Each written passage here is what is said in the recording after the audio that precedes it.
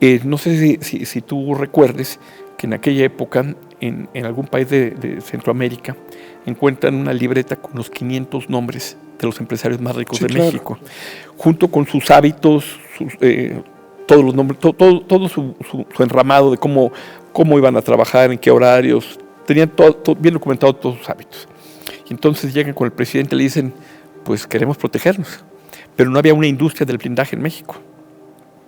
Para coches no había. Existía para los traslados de valores, pero no para todo coches. Esto era hecho en Estados Unidos, ¿no? Aquel que lo podía hacer, ante el temor de todas estas circunstancias, tenía que encargarlo a Estados Unidos. Efectivamente, la gran mayoría eran, por ejemplo, Ogara Eisenhardt en Cincinnati, estaba Square One en Miami, estaba International Armor Corporation en Utah y Executive Armor Corporation en San Antonio, ¿no? Y los que eran acaudalados, pues traían sus coches de Europa, Mercedes-Benz y BMW. Entonces llegan con el presidente y le dicen, hay esta situación que pone en riesgo nuestra integridad y pone en riesgo, pues, la inversión en el país, ¿no? Por si algo nos pasa, pues puede ocasionar que la economía tropiece o se vuelva más lenta, etc. Y en aquella época la Secretaría de Comercio y Fomento Industrial saca los primeros 500 permisos para la importación libres sin necesidad de permiso de importación. Y entonces esas gentes acaudaladas traen sus vehículos de Europa, la gran mayoría los traen de Europa, BMW, Mercedes-Benz. Y la terminación de las placas era GYR. Pero pues como eran 1000, pues bueno, primero sacan un lote de 500 y luego vuelven a sacar un lote de 500, ¿no? Y entonces, gente en México como, me parece, Carlos Nader, Alfredo Zabalza y otras gentes empiezan a ver que hay una gran oportunidad de hacer el blindaje automotriz en México. Obviamente, los inicios, pues, siempre, todo inicio es difícil. Todos los coches eran pesados, como tú bien mencionas hace rato, los coches eran pesados y no había los sistemas que hoy en día tienen los vehículos, ni de suspensión ni de frenado. Ni había materiales de alta eficiencia que fueran más delgados y más ligeros, ¿no? Eran en los inicios. En aquella época yo te puedo decir que el presidente traía documentado un nivel 5, ya no había un nivel, digamos, básicamente presidencial. Cristales de 40 milímetros y acero de 1/4 de pulgada con una resistencia para detener una munición muy dañina que es la M193, que es del AR-15 o del 223 o 5.56. ¿El famoso cuerno de chivo? No, el cuerno de chivo es diferente. Ok. El cuerno de chivo, ahora tendríamos que entrar, está dentro. El cuerno de chivo es un arma que es AK-47 Automatov Kalashnikov, que fue hecha en 1947. Es un arma muy buena porque la puedes enterrar en lodo, nieve, arena, la sacas y sigue disparando. Y tiene una muy buena cadencia de disparos y es eficiente. Pero digamos que el cuerno de chivo en un coche blindado, o hablando de materiales, es más dañino en los cristales, en los materiales transparentes que en los materiales opacos.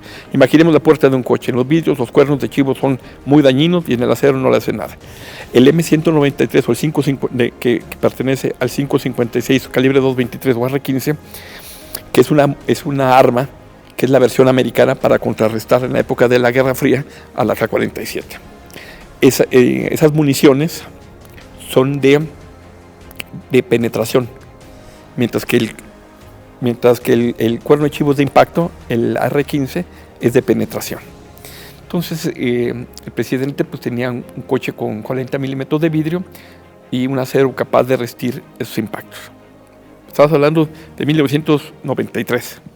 Solo el presidente. Fue el presidente, ¿no? Entonces la gente acaudalada empezó a adquirir después del 94, en el 95, 96 subsecuente, un nivel 4, porque se hablaba mucho de los secuestros, ¿no?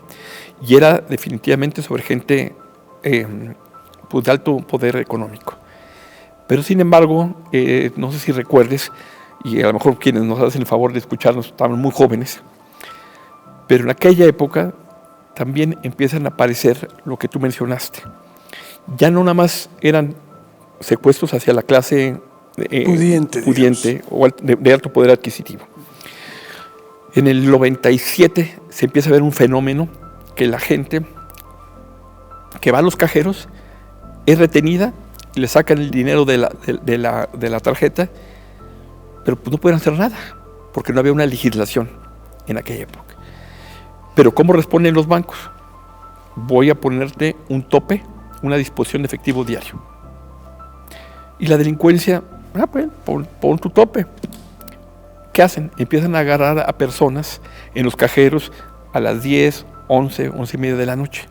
Los retienen por un espacio de media hora, 1 hora, 2 horas, y empiezan a hacer 2 retiros en un lapso muy corto de tiempo. ¿Estás de acuerdo? El famoso secuestro express. No estaba clasificado en aquella época, ¿sí? No estaba clasificado. ¿Por qué? Porque no se podía decir que era un secuestro, porque no estaba tipificado cuánto tiempo era. ¿A partir de cuánto? ¿De 1 hora, 2 horas, un día? Había esa laguna. Entonces empiezan a ver que se los pueden llevar muy fácil. Y también tuvo de recordarte de historias que se los llevaban a estas tiendas en Perisur, San Jerónimo, Universidad de Satélite, tiendas que estaban abiertas 24 horas, ¿no? La de los búhos. Claro. Empiezan a hacer compras. Y los bancos dicen, pues tú firmaste, no puedo hacer yo nada. Y es ahí donde se empieza a perder, en el 97, el orden sobre los secuestros. Empiezan a ver el Arismendi, empiezan a aparecer muchísimas bandas de secuestro. Y empiezan, ya no hay, todavía está el caso de Nieto en Querétaro, Gasero, que lo matan y luego lo maquillan para parecer que está vivo y la familia paga el rescate, al esposo de María Eugenia Morera. O sea, mucha gente sigue habiendo de alto impacto, pero también ya empiezan a permear sin importar clase media.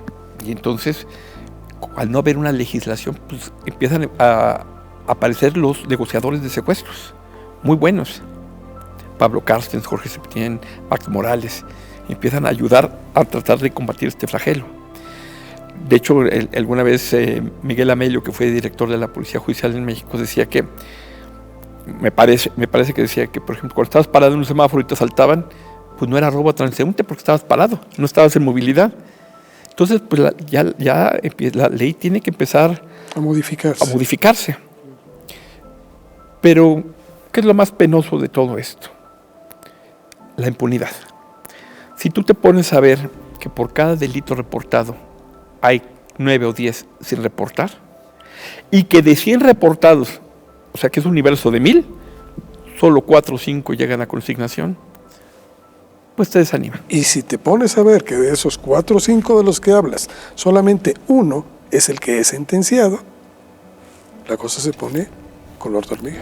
Entonces, por eso la gente, cuando sufre un robo, pues no quiere ir a un ministerio público a perder el tiempo. Digo, hay delitos como el robo de vehículo que obligatoriamente vas a ir a un ministerio público a levantar el acta. Quizás lo tengas asegurado o quizás no, pero es para evitar el mal uso que se le pueda dar al coche y que tú puedas tener algún tipo de consecuencia legal. Claro. No, pero hay otros delitos, si te roban la cartera o el celular, dices, pues ya, ahí muere, no voy a perder el tiempo, porque las probabilidades de que lo agarren son muy, muy bajas.